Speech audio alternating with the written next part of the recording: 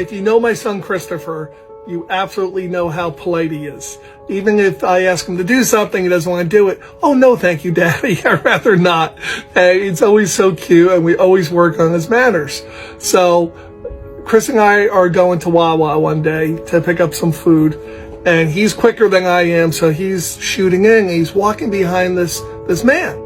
And the guy opens the door and just lets the door slam right in Christopher's face, right?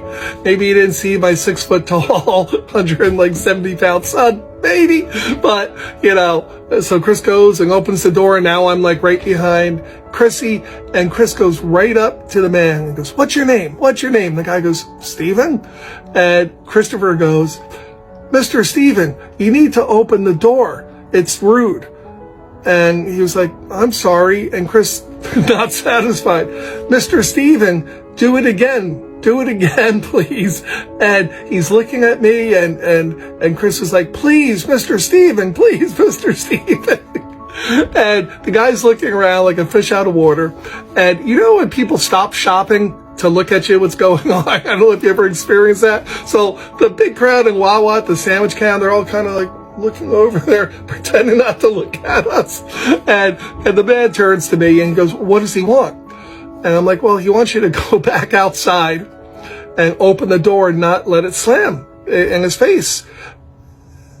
And he was like looking at me like totally a fish out of water. And Chris was like, "Please, Mr. Steven."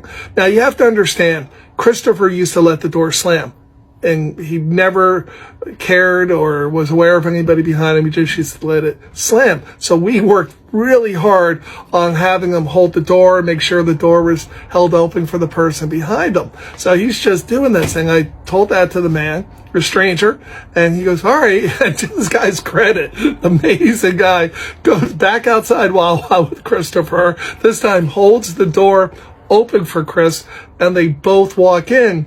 And now the man thinks, "All right, I'm done. I did my good deed for the day." But Christopher goes up, "Mr. Steven, I am so impressed with you. I am so proud of you, Mr. Steven."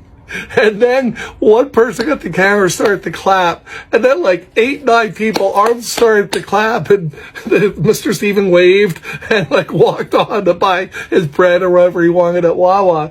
And I always joke that I didn't have the heart to say they were probably applauding Chrissy. I don't know, but Chris was absolutely doing his part to spread autism awareness and politeness no matter where he goes. And thank you, Mr. Steven, if you ever see this, thank you so much from a proud dad for taking the time to work with Chris and do